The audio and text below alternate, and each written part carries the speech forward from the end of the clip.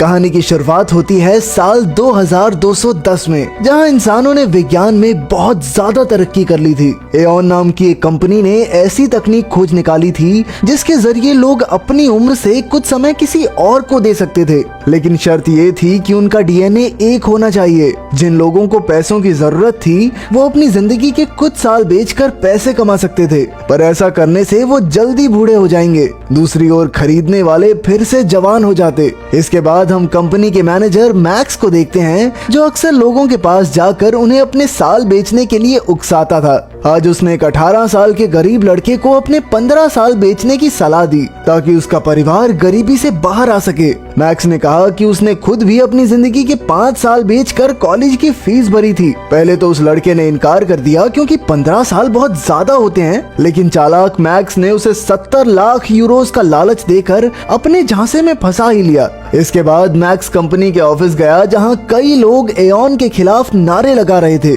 Max छिपकर भीड़ से निकला और ऑफिस के अंदर घुस गया। ऑफिस में एक शानदार प्रोग्राम चल रहा था। आखिर में कंपनी की बॉस सोफी स्टेज पर आई और उसने मैक्स को कंपनी के बेस्ट एजेंट का अवार्ड दिया। फिर सोफी ने ऐलान किया कि उन्होंने 15 वैज्ञानिकों को 15 साल दान करने का फैसला किया है ताकि वो इंसानों की प्रगति के लिए और काम कर सकें। इसके बाद एक बिल्डिंग में इन वैज्ञानिकों का जीवन बढ़ाने की तैयारियां चल रही थी, पर अचानक एक आदमी ऑफिसर का भेष बनाकर अंदर घुस आया और उसने कई लोगों को गोली से उड़ा दिया। फिर उसने दीवार पर एक निशान बनाया और वहां से भाग निकला। बाद में खुलासा होता है कि यह आदमी एडम ग्रुप से था, जो इसी तरह हमले करके एऑन को गरीब लोगों की जिंदगी के कुछ साल लूटने से रोकने की कोशिश करता था। उधर सोफी ने अपने बॉडीगार्ड्स काया और नोवैक के साथ एक वीडियो देखी, जिसमें एडम ग्रुप की लीडर लिलिथ ने उन्हें धमकी देकर कहा था कि अगर वो अब भी नहीं रुके तो आगे और हमलों के लिए तैयार रहें। उधर मैक्स अपनी गर्लफ्रेंड एलेना के साथ अवार्ड मिलने का जश्न मना रहा था।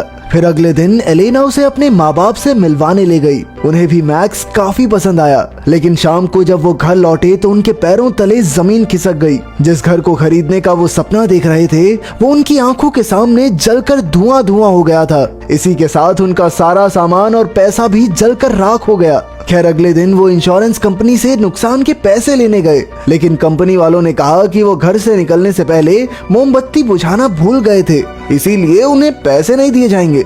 इसमें कंपनी वालों की गलती थोड़ी है। उन्हें समझ नहीं आ रहा था कि आखिर बैंक का कर्ज कैसे उतारा जाए। और तब एलेना ने मैक्स को बताया कि उसने अपनी जिंदगी के कुछ साल गिरवी रखकर बैंक से लोन लिया था। मैक्स को इसकी कोई जानकारी नहीं थी। खैर अब उसने अपनी जिंदगी गिरवी रखकर कर्ज भरने का फैसला किया, लेकिन मैक्स का डीएनए किसी ग्राहक से नहीं मिलता था, इसीलिए बैंक ने इससे इनकार कर दिया। मैक्स ने कहा कि उसने तो पहले भी कुछ साल बेचे थे, लेकिन बैंक कहने लगा कि जिसे मैक्स ने अपना समय बेचा था वो इंसान अब मर चुका है। इसके बाद जब वो वहाँ से बाहर निकले तो पुलिस ने तुरंत एलेना को गिरफ्तार कर लिया ताकि वो देश छोड़कर भाग न सके। आखिरकार मैक्स ने किसी और तरीके से बैंक का कर्ज चुकाने की ठान ली। वो तुरंत अपनी बॉस सोफी के पास पहुंचा। उसने सोफी को सारी बात समझाई और सोफी उसकी मदद करने को राजी हो गई, लेकिन फिर जल्द ही सोफी ने उसका फोन तक उठाना बंद कर दिया। अब मैक्स के पास कोई चारा नहीं था और बैंक ने एलेना की जिंदगी से 40 साल निकालने का फैसला किया।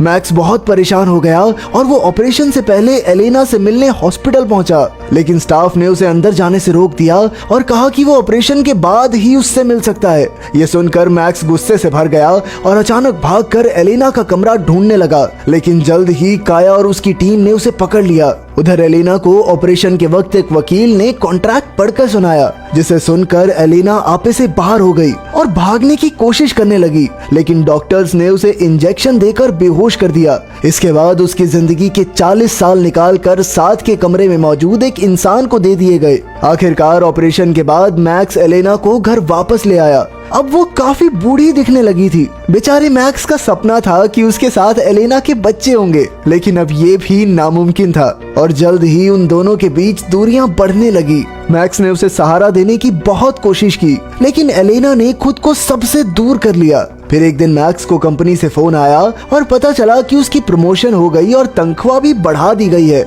लेकिन मैक्स की नजर में अब इसकी कोई अहमियत नहीं थी। उसने गुस्से में आकर सोफी से बात करने की कोशिश की, लेकिन काया बीच में आ गई और सोफी उसे अनदेखा करके चली गई। पर अचानक मैक्स को एहसास हुआ कि सोफी पहले से काफी जवान दिख रही थी। खैर घर लौटकर उसने एलेना के साथ प्यार भरे लम्हे गुजारने की कोशिश की और उससे वादा किया कि वो एलेना के 40 साल वापस दिला कर रहेगा।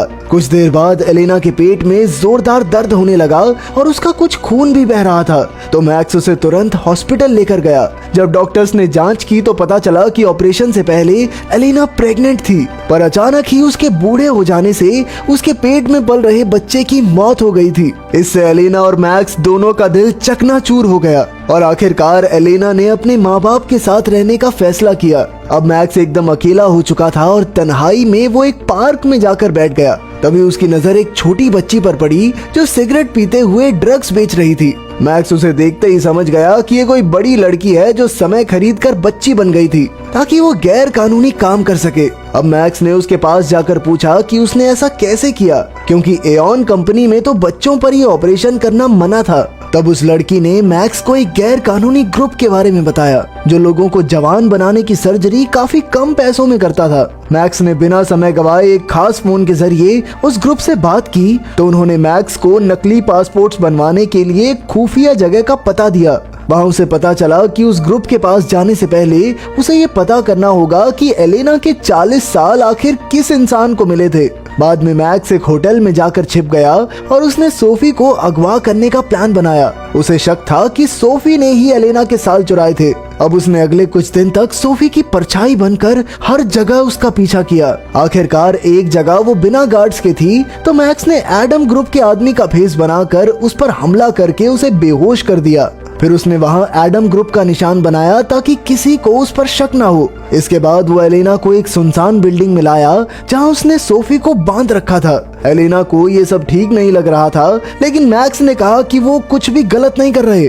इसके बाद वो एक समुद्री जहाज में चढ़कर लिथुआनिया की ओर निकल पड़े। उधर काया और नोवाक कैमरा फुटेज के जरिए किडनैपर को ढूंढने में लगे थे। जल्द ही उन्हें एहसास हुआ कि ये कंपनी के ही एक आदमी का काम है, तो वो भी उसे पकड़ने निकल पड़े। उधर जहाज में मैक्स ने सोफी को एक बक्से में बंद रखा था, पर वो सोफी को समय समय पर खाना पानी देता रहा। फिर शाम को उन्होंने एक परिवार और उनके बच्चों को देखा तो उनके सपने फिर जाग उठे। अचानक एक बच्चे ने दूर से अजीब सी लाइट्स देखी और जल्द ही मैक्स और एलेना समझ गए कि कंपनी ने लिथुआनिया की पुलिस को खबर कर दी और अब पुलिस पहले से ही उनका इंतजार कर रही थी। फिर मैक्स ने उस परिवार को मोहरा बनाकर बचने का प्लान बनाया। जब पुलिस जहाज से निकलने वाली गाड़ियों की जांच कर रही थी तो मैक्स ने उसे धमकी देकर डिलीवरी वाला बनने को कहा और खुद एलेना और सोफी के साथ पीछे छिप गया। आखिरकार वो पुलिस को चकमा देकर बच निकले, लेकिन एलेना को ये बात बिल्कुल अच्छी नहीं लगी कि मैक्स ने मासूम लोगों की जान खतरे में डाली। खैर जल्द ही वो उनकी वैन लेकर भाग गए, पर अचानक उन्हें बीच में ही रुकना पड़ा। तब सोफी ने अचानक ये खुलासा किया कि वो सोफी नहीं बल्कि उसकी बेटी मैरी है। मैक्स को उसकी बातों पर यकीन नहीं हुआ क्योंकि वो जानता था कि सोफी की एक बेटी थी जो कुछ साल पहले मर गई थी, पर मैरी ने कहा कि सोफी उसे एक आम जिंदगी देना चाहती थी, इसीलिए उसने दुनिया से ये बात छिपा कर रखी। मैक्स को अब भी उस पर शक था, इसीलिए वो मैरी को लेकर एक सुनसान जगह पर आ गया। मैरी ने दोबारा कहा कि वो सोफी नहीं है, उल्टा उसे तो खुद अपनी माँ की कंपनी का काम पसंद नहीं। पर मैक्स कहने लगा कि अगर ये सच है तो भी मैरी का डीएनए एलेना से मिल ही जाएगा। अब माँ बेटी का डीएनए तो सेम ही होगा ना। लेकिन एलेना को ये हरगिज मंजूर नहीं था, इसीलिए वो गुस्से में वहाँ से चली गई। उधर नोवाक और काया को मैक्स का पता चल गया था और वो तुरंत उस पर हमला करने की तैयारी में जुट गए। लेकिन उससे पहले ही एडम ग्रुप के बॉस लिलिथ ने अपने साथियों के साथ एलेना को ढूंढ लिया। लिलिथ ने उन्हें बताया कि मैरी सच में सोफी की बेटी है। इसके बाद वो उन सबको एक सुरक्षित जगह पर ले आई और उन्हें सोफी का पूरा प्लान समझाया। असल में सोफी तो बहुत पहले एलेना की उम्र छीनकर जवान होना चाहती थी, पर फिर मैक्स और एलेना ने शादी कर ली। इसीलिए सोफी ने उनके घर पर आग लगवाकर मैक्स के डीएनए वाले आदमी को मार डाला। तभी मैक्स के फोन पर गैर कानूनी क्लिनिक का पता आया जो सिर्फ और सिर्फ 6 घंटे के लिए ही खुला था। वहां पहुंचने के लिए उन्हें सोफी को मारने में लिलिथ की मदद करनी होगी।